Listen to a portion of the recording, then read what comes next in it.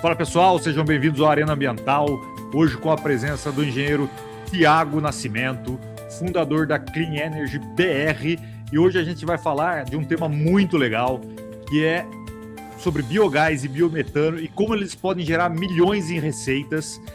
E para começar essa conversa, eu gostaria de saber assim, o que é biogás e o que é biometano, engenheiro Tiago?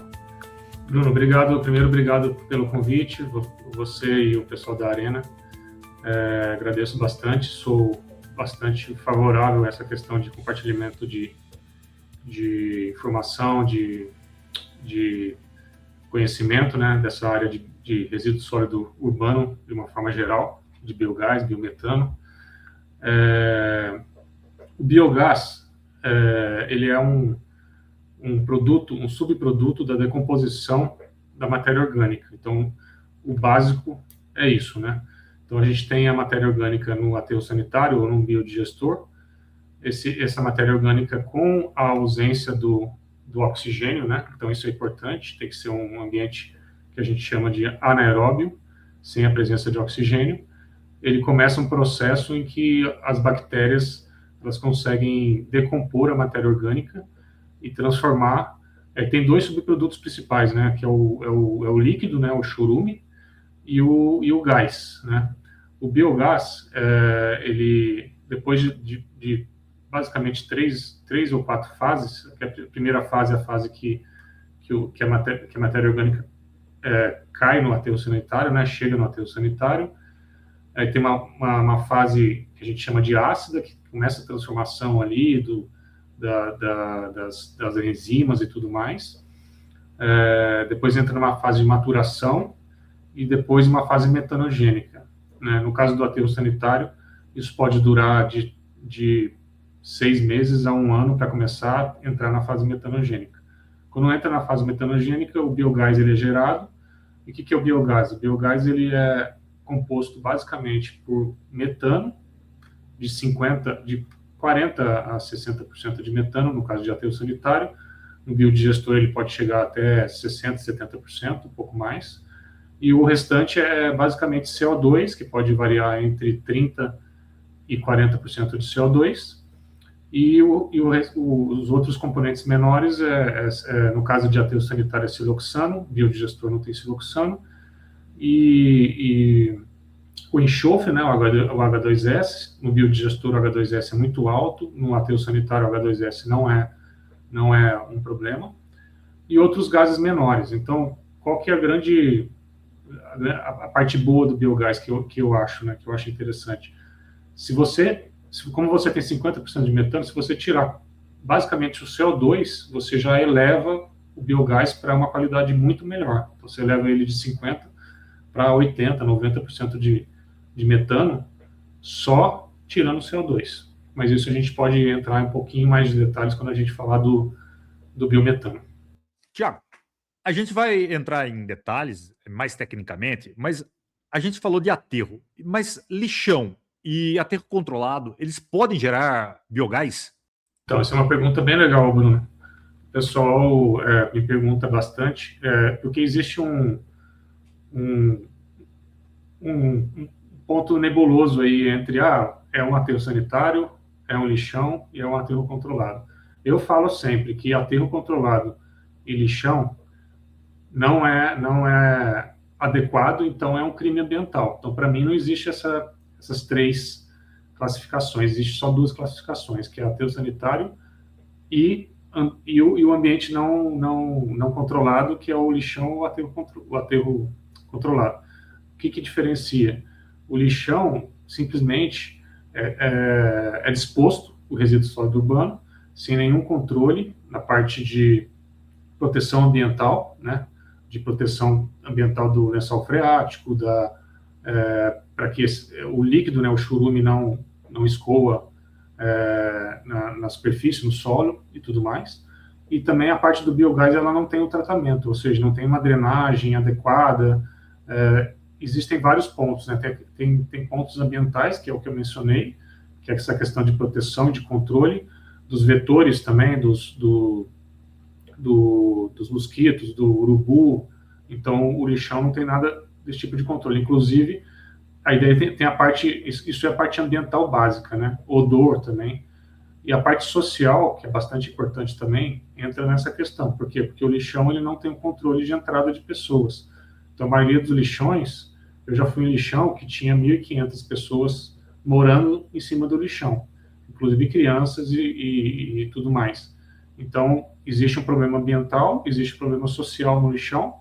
Na hora que você vai fazer um projeto de biogás, por exemplo, se você tiver um ambiente que...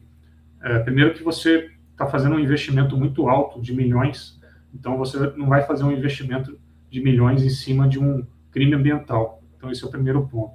Segundo, que o lixão, ele não tem, como ele não tem um ambiente favorável para decomposição, porque não tem cobertura de solo, e tudo, não tem drenagem e tudo mais, ele não vai gerar o biogás do volume adequado, de acordo com o volume de resíduo que chega. Então, um lixão que recebe 1.000 toneladas, ele não vai gerar o mesmo biogás de um aterro sanitário que recebe o mesmo volume, 1.000 toneladas.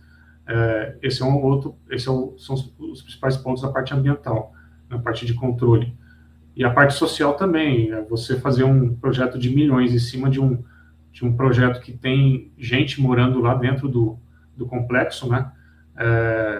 Primeiro que é inaceitável, segundo que você vai ter um problema para instalar aqueles equipamentos e vai ter roubo, vai ter problemas com a comunidade e tudo mais. Então, basicamente, quando eu entro num projeto para fazer uma avaliação, às vezes o dono do aterro ele acha que ele é um aterro sanitário e a gente tem que fazer um trabalho. Então, a Clean Energy, quando ela começou, a gente pensou que fosse trabalhar só com biogás, mas a gente, nos últimos 2 anos, a gente começou a entrar na parte de melhoria de operação de aterro também. Por quê? Porque tem vários projetos que o dono do aterro ele quer tirar o biogás, mas ele precisa trabalhar para melhorar a operação do aterro, às vezes melhorar o projeto do aterro, o tipo de drenagem, a cultura da operação do aterro, para que o resultado do biogás lá na frente dê um volume adequado e de forma adequada. Tiago, eu sei que através do biogás eu posso utilizar para transformar em energia em biometano. Como que ocorre essa transformação? E por que é tão importante transformar o biogás em energia? Isso é um ponto legal. Só vou contar um pouquinho, voltando um pouquinho do histórico, né, do biogás específico de aterro. Essa questão da exploração de biogás de aterro, ele começou muito fortemente em 2003, 2004, com os primeiros projetos de crédito de carbono no mundo, né? Então, aconteceu toda a questão do protocolo de Kyoto, lá em 97. Logo depois, eles fizeram um mecanismo, o MDL, né, o famoso MDL, Mecanismo de Desenvolvimento Limpo, que permitiu os países europeus, os países ricos, a comprar crédito de carbono em países em desenvolvimento, como Brasil, China e Rússia. E isso permitiu que fossem desenvolvidos projetos nesses países, como o Brasil, com o incentivo do crédito de carbono. Isso foi bastante importante. Então, os primeiros projetos no Brasil começaram em 2004, que foi primeiro projeto de geração de energia com crédito de carbono, foi o projeto do Aterro Bandeirantes, que é o aterro aqui de São Paulo, que funcionou até 2007. E isso foi o primeiro passo. Então, existiu vários projetos que fizeram só a captação do biogás com a queima, que a gente chama em flare ou queimador. Esse projeto já permitia você ganhar crédito de carbono. Por quê? Porque você está levando o metano, né? O metano, que é um gás de efeito estufa, para um ambiente que vai eliminar o metano, que é o queimador, e esse queimador, ele elimina o metano 99,99%. Então, toda essa conta é feita, tudo controlado, né? Tudo com supervisório, sistemas controlados de forma automática, e ele, com auditorias, tudo bem rigoroso, né? E esse sistema, ele permitia ter uma receita muito interessante na época, inclusive um valor muito alto na época, de 15, 20 euros a tonelada na época, o crédito de carbono, e isso incentivou o investidor a colocar dinheiro nesses projetos. Esse foi o primeiro passo. O segundo passo foi a geração de energia elétrica, que vieram basicamente duas empresas para o Brasil, que vendiam geradores, motogeradores específicos para biogás, que basicamente é a Caterpillar e a Jenbacher, que é uma empresa suíça, Caterpillar americana, e eles vieram e trouxeram essa alternativa. Na medida que o crédito de carbono ele foi acomodando o valor, porque no começo o valor era um pouco muito utópico, né? Valores de 15, 20 euros, a gente sabia que ia durar pouco. À medida que passou em 2010, 2012, o valor começou a cair para patamares de 5 dólares, 3 dólares. Esse valor ele é um valor ok, é uma receita acessória, e a partir desse momento a geração de energia começou a ser a receita principal.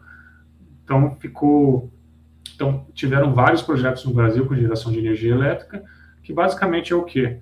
O biogás ele entra no motogerador, ou seja, no motor movido a gás. Então você tem um motor, por exemplo, de carro movido a gás natural, muito parecido, que a gente chama de motor ciclo-Otto.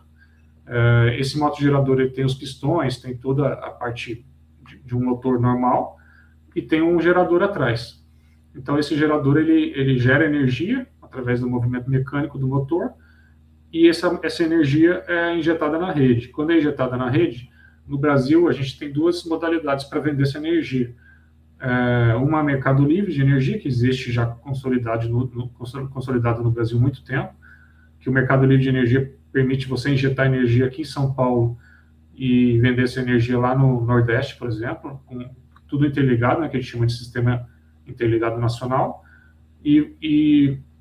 então existe um risco muito baixo. A gente fala que o Mercado Livre é como se fosse a poupança, então tem um risco muito baixo de inadimplência, quase que zero de inadimplência, porque você consegue vender essa energia quase que instantaneamente, com leilões que as comercializadoras fazem. E existe outra modalidade que entrou em 2012, uma regulação de 2012, que é a geração distribuída.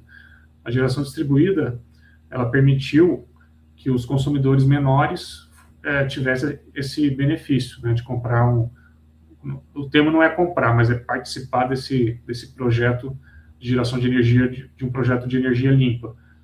A GD, a geração distribuída, ela veio muito com força, muito vinculada à energia solar. Então, no Brasil, explodiu a energia solar de 2012 até 2023, e o biogás ele demorou um pouquinho para engatilhar, mas em 2015 ali já tinha vários projetos de biogás com geração distribuída. Qual que foi a grande vantagem? O Mercado Livre permitiu os grandes projetos, né, de aterros grandes, porque o preço da energia é um pouquinho menor, então os grandes projetos foram viabilizados. Só que os pequenos projetos de aterros menores, de 1 mega, por exemplo, 2 megas, não era viável com o Mercado Livre de energia, em função do preço da energia ser um pouco baixo. Aí, quando entrou a GD em 2012, 2013, até 2015, o preço da energia relativo, quando você faz essa negociação com o GD, é basicamente o dobro do Mercado Livre. Então, começou uma fase de projetos de aterros menores, né, que geram 1 mega até 5 megas, que explodiu também. Então, vários projetos com geração de energia elétrica. Aí teve uma terceira onda, que é a onda que a gente está vivendo agora, que foi a partir de 2018, 2020, principalmente depois da guerra da Ucrânia, que o preço do gás natural subiu, que é a questão do biometano. Por que o biometano é muito interessante?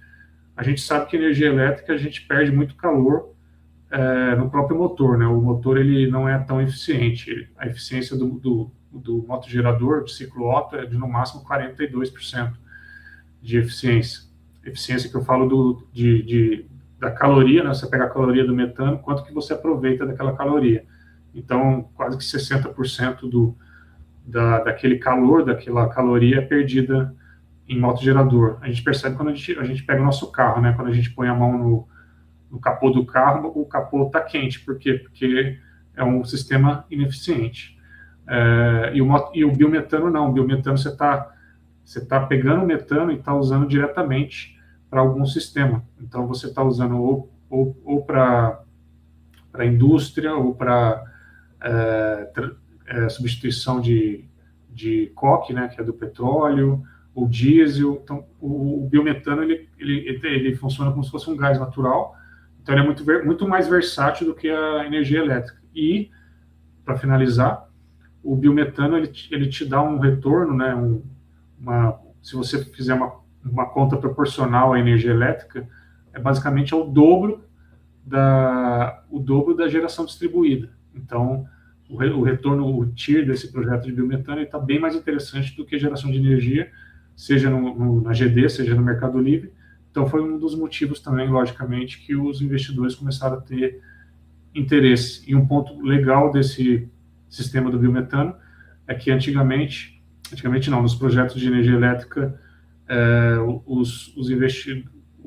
quem comprava energia elétrica, basicamente, são as empresas, as indústrias que precisam de energia elétrica. E o biometano não. O biometano tem grandes empresas de petróleo, né, e gás que estão interessadas no biometano, como a Ultragás, como as distribuidoras de gás aqui em São Paulo, a Comgás.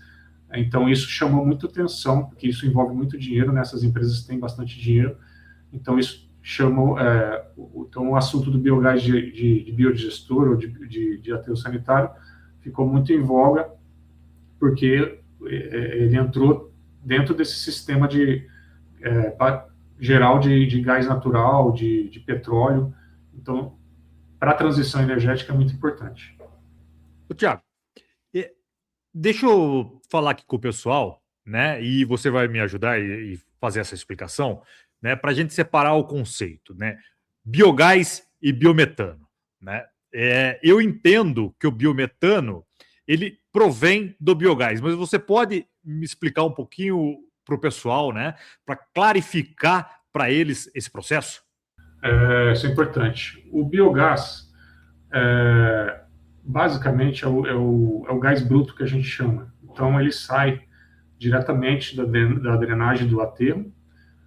A gente capta esse biogás com tubos de PAD, que são aqueles tubos pretos, né, se o pessoal conhece. E essa ramificação é como se fosse uma teia de tubos. A gente leva essa teia para uma central, e essa central, os motores, né, na parte de geração de energia, os motores eles não precisam de um gás de qualidade. Então, eles conseguem trabalhar com um gás com um metano de 40% até 60%. Oxigênio de 0% até 5% de oxigênio. Então, a gente não precisa se preocupar muito com o sistema de controle, né, o monitoramento do gás no aterro, com muitos detalhes de operação na parte de rede de gás. Quando chega na usina, esse biogás ele tem um tratamento muito básico. Então, basicamente, você retira a umidade desse gás com um sistema muito simples, que já existe 50 anos ou mais, que é o sistema de trocador de calor. Então, tem o sistema de água gelada, com uma parede de água gelada, você passa o gás a 40, 50 graus, esse gás, a umidade do gás ele condensa, passa, então é um sistema muito simples. Esse sistema tem no Brasil há muito tempo, tem fornecedor no Brasil, muito simples. O outro ponto que em alguns projetos a gente tira é o siloxano. O que é o siloxano? É um componente do gás que vem da decomposição de cosméticos, né? Quando o resíduo sólido urbano chega, como o Brasil não tem muita coleta seletiva, todos os cosméticos, pasta de dentes, essas coisas, acabam chegando no aterro sanitário. Não, o ideal é que não chegasse, mas no Brasil tem essa característica. Esse produto, quando ele decompõe junto com a matéria orgânica, ele se transforma em um gás que chama siloxano, e esse siloxano, quando entra numa temperatura do quistão, que é de 700 a 800 graus, ele se transforma em sílica, que sílica basicamente é um pozinho branco que arranha a camisa do motor, aí vaza óleo, é um problema danado, você tem que fazer mais manutenção. Então a gente tem um sistema que tira esse siloxano, que é o sistema de carvão ativado, que faz uma limpeza no gás para tirar siloxano. Então, na geração de energia elétrica, são só esses dois processos, basicamente. Siloxano, tirar siloxano e retirar a umidade. Em biodigestores, a preocupação é um pouquinho diferente. umidade também, igual, e H2S, que é o enxofre. O enxofre também é um sistema muito simples para tirar, tem várias tecnologias aqui no Brasil, que é basicamente você atrair o enxofre para uma malha de aço, por exemplo, como se fosse um bom, entre aspas, um bombril, ou outras tecnologias que já existem há muito tempo, já consolidadas. Então, a geração de energia elétrica é isso. Você traz o biogás bruto, tira a umidade, alguns projetos tiram o siloxano ou o H2S e leva para o motogerador. Acabou, o motogerador aguenta esse desaforo. Agora, o biometano é um pouco diferente.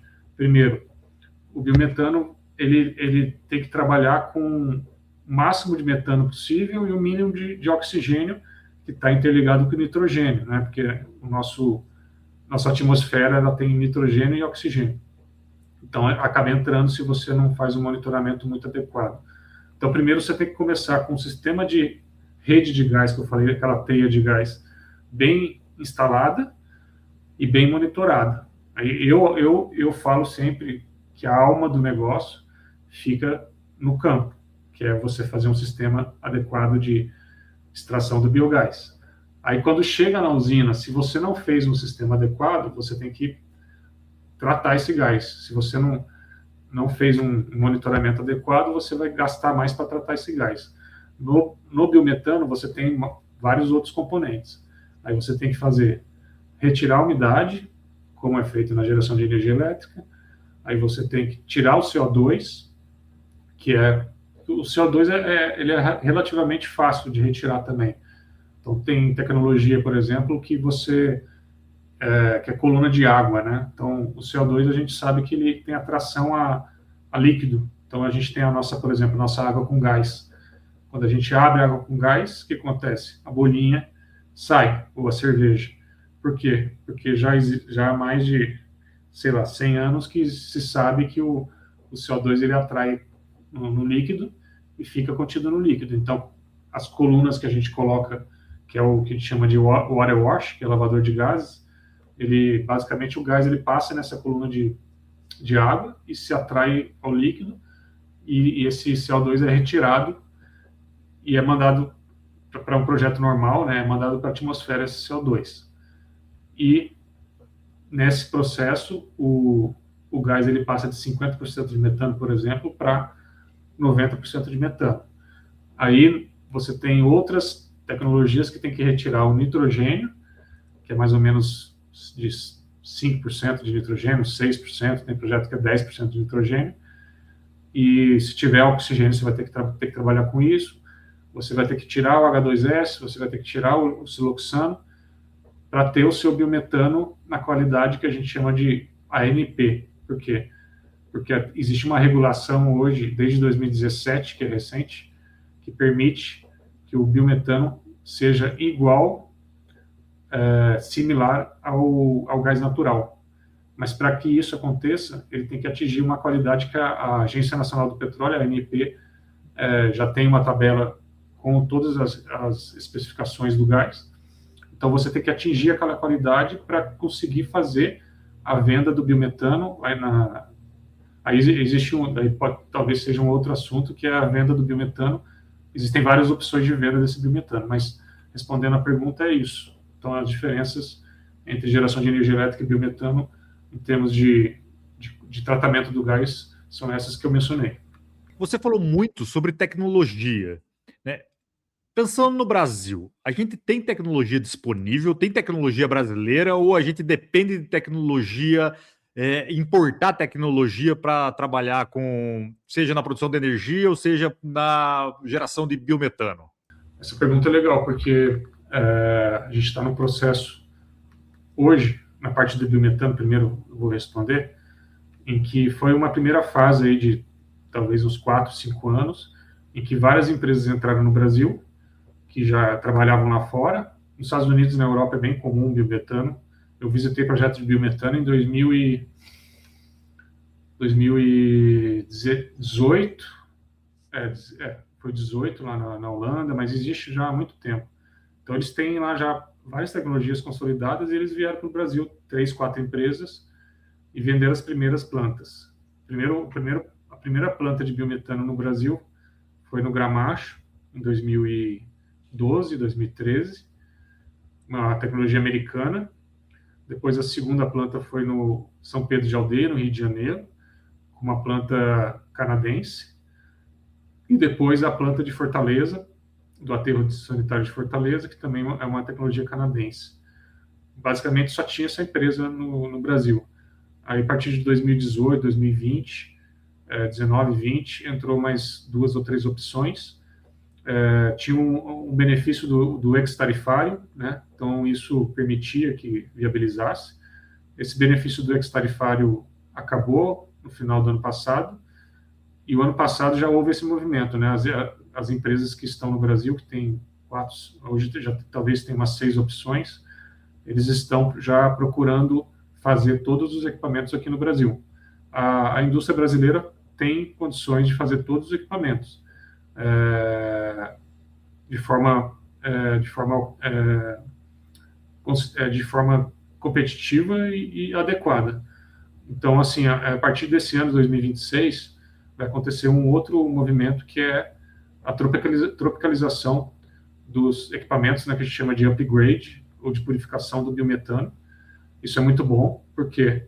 Porque, diferente da geração de energia elétrica, a gente não tinha, na geração de energia elétrica, não era viável para as empresas, para a Caterpillar e para a Embarker fazer motores no Brasil, porque nos Estados Unidos e na Suécia, por exemplo, que é o Embarker, eles já têm um complexo industrial de fabricação muito gigante e eles mandam motor para o mundo inteiro. Então não era factível fazer motor no Brasil. Então a gente sofreu com a variação de câmbio, tanto da compra do CAPEX dos motores, quanto do OPEX, né? Então todas as peças originais do motor, a gente, até hoje, né, tem várias usinas aí que funcionam, que precisam comprar as peças importadas e sofrem com a questão da variação do câmbio. No biometano, talvez, agora nos próximos 2 anos, os projetos novos e até os que estão em operação vão ter esse benefício, que eu acho que talvez 80%, 90% dos equipamentos serão tropicalizados. Ô, Thiago, eu quero aproveitar o seu know-how. Eu imagino que o Brasil tem um potencial enorme para geração de biogás, né? Para transformar em energia, em biometano. E eu fico imaginando e pensando sobre as inúmeras prefeituras, inúmeras empresas que gerem aterros, né? Você pode falar sobre o potencial que o Brasil tem e como que as prefeituras podem pensar em gerar receita através dos seus aterros? O potencial do biogás do Brasil, biogás geral, né, incluindo a parte agro, é de mais ou menos 80 bilhões de metros cúbicos por ano. O que a gente explora hoje, a cerca de 4, acho que talvez em 2026, atinja 5 bilhões. Então, está muito aquém. Desse potencial de 80 bilhões, boa parte da parte de agro. Por quê? Porque existe nosso famoso pré-sal caipira, que você, inclusive, mora perto aí do pré-sal caipira, em Leme, que são as usinas de cana-de-açúcar. Então, tem, talvez, eu acho que 80 usinas de cana-de-açúcar aí nesse corredor, que já foi mapeada pelas distribuidoras de gás. Tem 60 usinas que estão a menos de 5 ou 10 quilômetros da rede de gás natural, isso beneficia muito. Então, o potencial desses 80 bilhões, grande parte, são dessa parte de agro de cana-de-açúcar. A outra parte é a parte de dejetos animais, né? Então, tem muito, no sul do Brasil, em Minas Gerais também, tem muito potencial do dejeto de suínos, né? Também tem muito o biogás de suínos é um pouco mais fácil de aproveitar, porque já existe uma cultura de confinamento. O biogás de bovinos é um pouco mais difícil, porque no Brasil ainda não existe a cultura de confinamento do gado. Isso dificulta você conseguir direcionar para um local só o dejeto para fazer o biodigestor. Então, na parte de agro é isso. Na parte de resíduo sólido urbano, o volume é gigantesco, Hoje, eu acho que talvez 80%, 70% do biogás e biometano extraído no Brasil hoje dos aterros sanitários. Por quê? Porque os aterros sanitários eles exigem um investimento menor, basicamente porque o biodigestor já está pronto, né? Que o aterro sanitário já é um grande biodigestor. Então, aquela parte de investimento pesado que tem no agro, que é o biodigestor, ele não precisa ser feito. Você precisa fazer só o investimento na purificação. Então, isso já alivia bastante. Segundo, escala. Então, a escala do aterro sanitário, principalmente os grandes aterros, então, a gente tem 26 estados, pelo menos 26 aterros grandes de capitais, a gente tem. Fora os outros, os médios aterros, que são aterros interessantes, e hoje os pequenos aterros. Então, basicamente, a gente tem 850 aterros sanitários no Brasil, cerca de 100 e talvez 200 aterros são privados, o restante é municipal. Desses 800 aterros, deve ter 60 aterros que têm projeto de biogás, então tem um mundo aí para explorar. A gente produz hoje 80 milhões de toneladas de resíduo sólido urbano no Brasil. Dessas 80 milhões de toneladas, 40% vai para o lixão ainda. Então, esses 40% podem se tornar, no futuro, né, eu espero, novos aterros sanitários. Então, hoje no Brasil, a gente tem cerca de 2 mil lixões que precisam, né, ser transformados em aterros sanitários. O cálculo que a gente fez junto com a BLP, Associação Brasileira de Limpeza Pública, e a Brema, que o Brasil precisa de 500 aterros novos nos próximos 5, 10 anos para eliminar esses lixões. E esses 500 aterros podem ser aterros para explorar, e devem, né, ser aterros para explorar o biogás. Além disso, já existem aterros sanitários em operação no Brasil, vários aterros sanitários que não têm ainda o projeto de biogás, ou também vários projetos de biogás com geração de energia elétrica que estão convertendo para biometano, ou seja, já passou o ciclo que a gente chama de overhaul, os motores já passaram de 60 mil horas, ou tem projetos que eu conheço que já estão em 2 ciclos de 60 mil horas, só para o pessoal ter uma ideia, 60 mil horas são 7 anos, mais ou menos.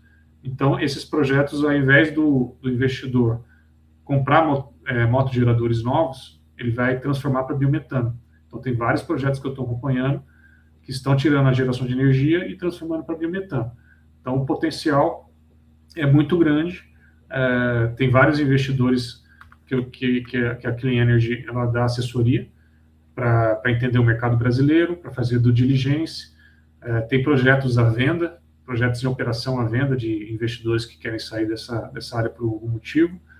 Então, tem muita oportunidade aqui no Brasil para o biogás, para o biometano, e também na receita do crédito de carbono, que parece que está tendo uma alta aí do valor do crédito de carbono. A gente já consegue vender o crédito de carbono a $6. Até pouco tempo atrás, o patamar era $3. Então, tem muita oportunidade aqui no Brasil para trabalhar nesse setor. Ô, Tiago, vamos fazer agora na prática, né? Você fez uma explicação conceitual e vamos pensar na prática. Uma prefeitura que tem um aterro sanitário e vai pensar assim, olha, eu vou ligar para Clean Energy, né? Quais são os primeiros passos, as etapas envolvidas para que fique claro para o administrador público o que é a implementação de um aproveitamento de biogás e transformar isso em energia e em biometano? Legal. Bom, tanto para a prefeitura quanto para aterro privado, o processo é o mesmo que eu recomendo, né? Primeiro, precisa ter uma avaliação do histórico do aterro, né? Ou seja, o que aconteceu para trás, em termos operacionais, em termos de volume de resíduo, qual que é a perspectiva futura desse aterro sanitário, em termos de vida útil. Isso é bastante importante, porque nenhum investidor vai fazer investimento em um aterro que vai encerrar daqui, por exemplo, 2, 3 anos. Então, precisa de pelo menos 10, 15, 20 anos de operação de recebimento de resíduo para você viabilizar um projeto desse porte. Segundo, a partir da hora que você tem um aterro já gerando gás no dreno, é você fazer duas avaliações que eu acho importante.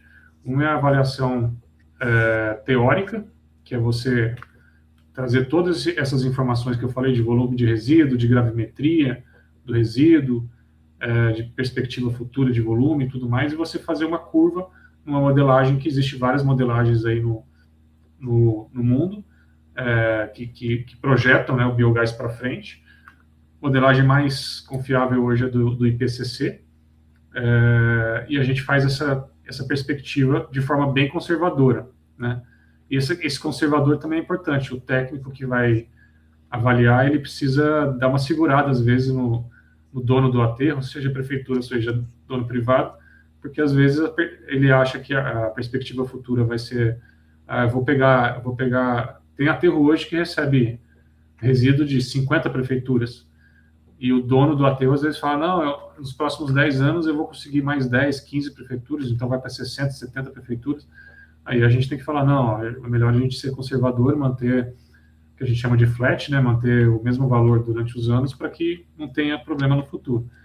Esse é o primeiro ponto. E a segunda avaliação é você fazer uma leitura nos drenos do aterro. Então a gente recomenda colocar aquelas chaminés em cada dreno do aterro. Então tem aterro que tem 100 drenos, 200 drenos, tem aterro que tem 500 drenos. Você coloca a chaminé, coloca um queimador e um ponto de medição. Aí a Clean Energy vai lá, faz a medição em cada ponto, medição passiva, né, que a gente chama. A gente mede metano, CO2, oxigênio e a vazão desse poço, de cada poço, e faz uma avaliação. Às vezes não dá para fazer de todos os poços, então a gente faz de 50% e faz uma projeção para os outros 50%. E a gente faz uma avaliação de produção de biogás, é um retrato, né, daquele momento, e com isso a gente consegue comparar com a modelagem teórica. Então eu acho importante. Às vezes tem projeto que eu vejo que só faz a modelagem teórica e quer fazer o projeto, fazer um investimento de 50, 60 milhões de reais em cima de uma modelagem teórica. Eu acho perigoso. E o último ponto aí que eu acho importante é você avaliar a própria operação do aterro, o histórico do aterro, como que é o aterro, se o aterro é em vala, se o aterro é encostado num vale. Isso é importante porque ele influencia na eficiência de captação do aterro. Também você, Bruno, que tem bastante experiência, a jazida, né, o solo que você cobre o resíduo, se o solo é argiloso, se é arenoso. Então, existem vários pontos aí. Eu já operei aterro, também já tive essa experiência de operar aterro, um aterro que recebia 1.000 toneladas por dia. Então, eu também tive essa experiência do outro lado, de como que influencia, né, de você retirar de forma adequada, drenar o aterro de forma adequada, né, tirar o churume, para que não tenha problemas. E um outro problema que poucos técnicos mencionam é a questão de estabilidade do maciço do aterro. Então não adianta você investir lá 80, 90 milhões, 100 milhões de reais, 120 milhões de reais em um aterro que tem problemas de estabilidade e que no futuro pode ter um problema de desmoronamento e todo o sistema de drenagem do biogás vai sofrer junto. E já participei de projetos que de um dia para o outro estava gerando X de energia e de um dia para o outro não tinha mais essa energia. E tem contratos para cumprir, então o técnico também tem que estar atento nessa questão, se o aterro tem um histórico ruim, né, de estabilidade, e se tiver, dá para corrigir de forma relativamente rápida, mas existe um processo aí talvez de 6 a 12 meses para a gente fazer essas correções de projeto, de operação de aterro, para que a gente consiga ter um projeto de biogás adequado no futuro. Tiago, você é uma pessoa muito experiente com aterros. Eu gostaria de aproveitar aqui para você contar um caso de sucesso da Clean Energy BR e um caso que você já conheceu ou viu que não foi sucesso. Eu acho que a gente aprende Mas falando, o americano gosta muito de falar de projetos que não teve sucesso para aprender mais, né? Eu acho que é mais importante a gente falar de projetos que não teve sucesso do que teve sucesso. Projetos, desafios que eu já participei, né? Primeiro, projeto que está em andamento, né? Um projeto maravilhoso, com volume adequado e geração de energia adequada, e de um dia para o outro, encerrar o recebimento por forças políticas e, e forças basicamente políticas, né? Então quando você faz um investimento alto, você tem que ter o feeling do que está acontecendo naquela região. Por quê? Porque os aterros, eles recebem, por exemplo, de 50 prefeituras. Então o aterro tem contratos com 50 prefeituras. Esses contratos são de curto prazo, não tem contrato de longo prazo, é contrato de 1 ano no máximo, a não ser que seja uma concessão, como a concessão aqui de São Paulo, que é de 30 anos, mas é muito raro.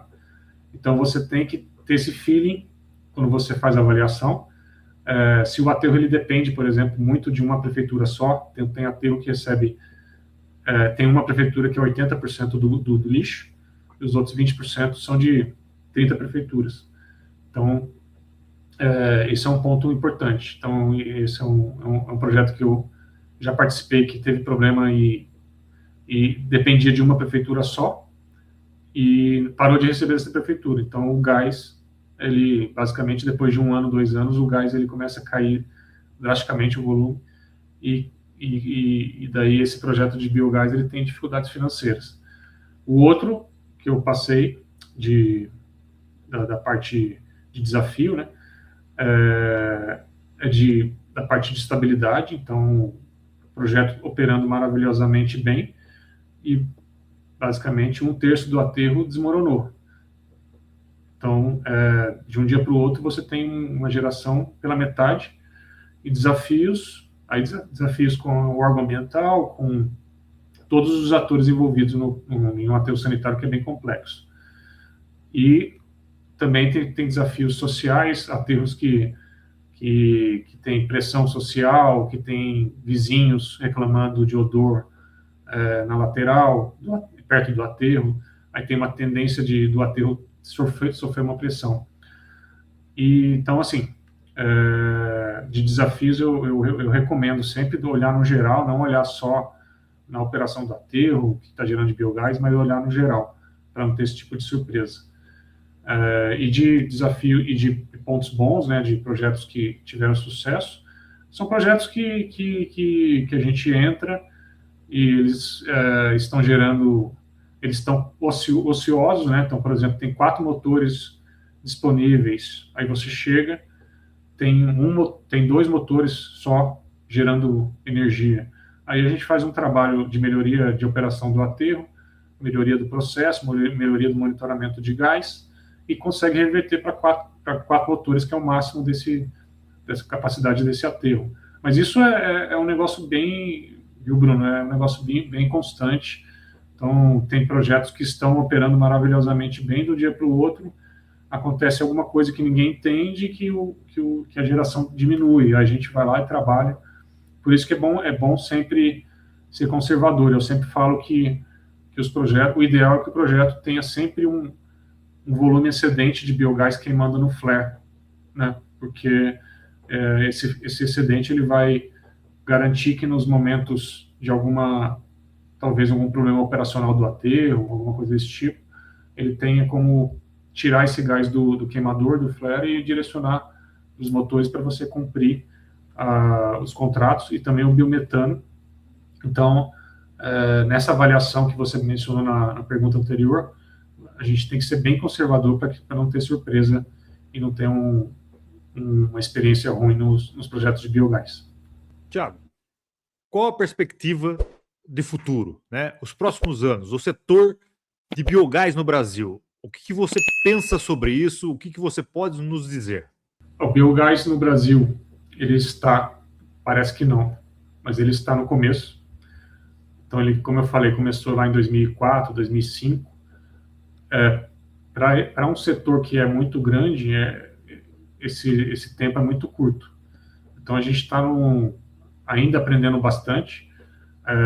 Entrou agora a questão do biometano. O Brasil ainda está criando um sistema jurídico, um sistema de regulação, né, adequado para que os investidores tenham mais coragem de fazer investimento no Brasil. Precisa ter um amadurecimento das empresas de resíduo sólido urbano. Melhorou bastante de 20, 30 anos para cá. As empresas grandes, elas são bem estruturadas, bem blindadas com a questão de compliance, que há 30 anos atrás, 20, 30 anos atrás, era um problema grande no Brasil, a questão de compliance na parte de lixo. A gente sabe que o lixo é sempre um assunto bem delicado nessa questão de compliance. Então, isso eu acho que tem uma evolução, mas as empresas grandes evoluíram bastante, mas as empresas médias e pequenas precisam evoluir bastante. O biometano, ele está no começo também, porque a gente tem um mundo de aterros médios e pequenos para explorar, tem um mundo de usinas com geração de energia que vão migrar para o biometano. Então, nos próximos anos, várias usinas vão tirar os motores e migrar para o biometano. Tem o setor de crédito de carbono, o mercado brasileiro de carbono está sendo instituído só agora. A gente foi muito atrasado em relação a outros países que já têm o mercado de carbono, como o Chile, o México, a Colômbia. Fora a Europa já tem 20, 30 anos esse mercado, os Estados Unidos tem os estados, né, Califórnia e outros estados que já tem. A China tem o seu mercado, a Rússia tem o seu mercado. Então, o Brasil tem um mercado de carbono sendo estabelecido só agora, só nesse momento, e ainda não está em vigor. Então, que a gente chama de ativos ambientais, né, que não é só o crédito de carbono. Aí tem o CBIO, tem o crédito de carbono, tem o gás REC, tem o iREC, tem um monte de ativo ambiental que permite que você também faça o rastreamento do gás para o consumidor final ter mais confiança nesse sistema. Inclusive o mercado de gás, né, de uma forma geral, gás natural, biometano, ele está engatinhando também para no futuro ele ser igual ao mercado de energia, ou seja, a gente conseguir injetar gás aqui em São Paulo e vender esse gás em outro estado, como acontece na energia hoje, né? Você tem um sistema que a ANEEL, né? A ANEEL junto com a Câmara de Comércio de Energia, que você simplesmente controla os contratos. Então, a molécula não interessa a molécula. Você pode injetar a molécula aqui, o consumidor lá do Nordeste não vai consumir essa molécula, mas ela vai ter um contrato todo controlado pela agência reguladora, que vai fazer esse controle todo de venda, de injeção de molécula e tudo mais. Isso aí já acontece nos Estados Unidos e na Europa de uma forma muito fácil. Os investidores americanos estão chegando, os franceses, os europeus, os portugueses, os italianos estão com bastante interesse aqui no Brasil. E então eu acho que tem bastante perspectiva, mas precisa ter bastante precaução em cada projeto. Cada projeto é um projeto, né? Então a gente precisa avaliar caso a caso. O Brasil é muito grande, então um aterro sanitário no Rio Grande do Sul, que eu já morei lá e já trabalhei em aterro lá, é muito diferente de um aterro sanitário em Belém, por exemplo, que chove todo dia em Belém. Lá no Rio Grande do Sul só chove no inverno, o clima é diferente, então a gente tem que estudar sempre caso a caso. Então eu acho que o amadurecimento é esse, tanto na parte técnica quanto na parte de regulação, na parte jurídica e na confiança dos investidores. Tiago, a gente vai chegando ao fim. Esse é um tema muito legal, eu gosto muito, mas antes de a gente terminar, eu gostaria que você apresentasse a Clean Energy e contasse um pouco da história do Tiago, né, para a gente saber um pouco mais, o que vocês fazem, a sua trajetória. Fala para a gente. Obrigado, Bruno, pela oportunidade. Bom, eu sou formado em engenharia ambiental, sou formado em oceanografia também, fiz mestrado em tecnologia ambiental, gosto dessa parte acadêmica, já fiz alguns artigos na parte de biogás. e fiz também um MBA para entender um pouquinho a parte financeira. A Clean Energy, ela é uma história antiga, porque lá em 2010, 2011, eu criei um blog para falar sobre essa parte de biogás. Esse blog chamava Clean Energy. Por quê? Porque na época não tinha poucos profissionais no Brasil e no mundo aí que poderiam trocar informações sobre essa área. Então, ela começou basicamente em 2010, 2011, com Clean Energy, no Blogspot, lá na época. Depois foi para o Facebook, depois foi para o Instagram. E eu trabalhei durante 15 anos em empresas, tanto empresas que investiam na parte de biogás, né, aqui em São Paulo, no Aterro Bandeirantes, no Aterro São João e no Gramacho, e tanto empresas que têm aterro sanitário, né, como a Extra Ambiental e a Solvi. Em 2020 eu saí dessas empresas, então fiquei 15 anos operando tanto na parte corporativa como a parte operacional. Tive essa oportunidade de operar aterro também foi bastante importante. E eu em 2020 eu vi que basicamente não tinha consultor independente no mercado.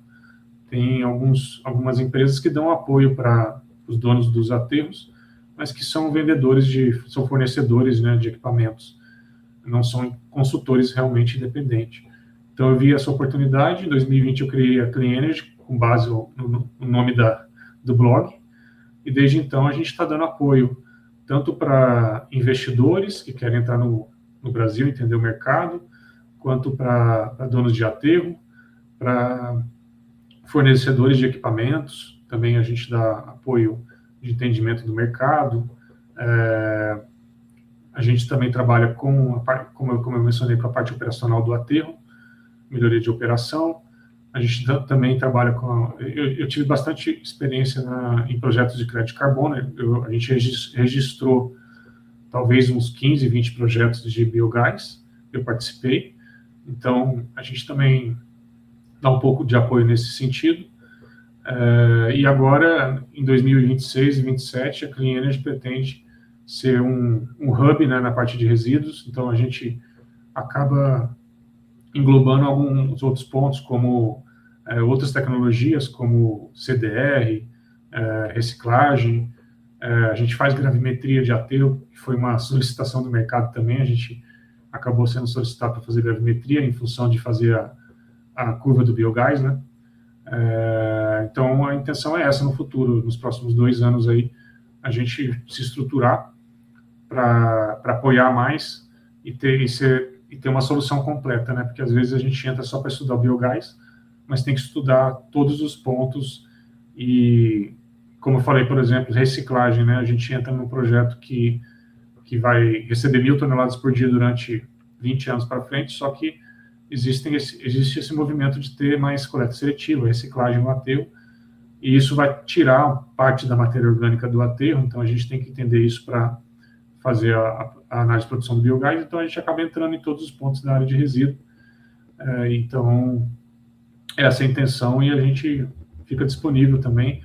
E o último ponto é a parte de treinamento, né? Então a Clean Energy dá bastante treinamento para a parte operacional da rede de gás, para corporativo, para empresas que querem entender um pouco do setor de biogás. Então a gente está dando bastante treinamento. Então essa parte de treinamento também é um ponto que eu acho que a gente tem que ajudar o mercado a profissionalizar, né, as pessoas que estão entrando aí na área de biogás. Tiago, foi um bate-papo muito legal. Eu particularmente gosto muito, né? Eu sou da área de resíduos, eu acho isso sensacional. Foi uma conversa muito enriquecedora. Eu acho que trouxe muito conteúdo técnico e relevante aí para o pessoal. Muito obrigado pela sua disponibilidade. Espero contar com você aí para próximas conversas. E desejo muito sucesso à Clean Energy, né? Ao Tiago. Competência vocês têm de sobra. Muito obrigado pela sua participação. Obrigado, Bruno. Eu que agradeço o convite e fico disponível para outras conversas. Com certeza vai ter novidades aí nos próximos 2 anos, 1 ano, 2 anos. Então, e fico lisonjeado em participar do Arena Ambiental. Parabéns pelo projeto. Obrigado, até a próxima. Obrigado.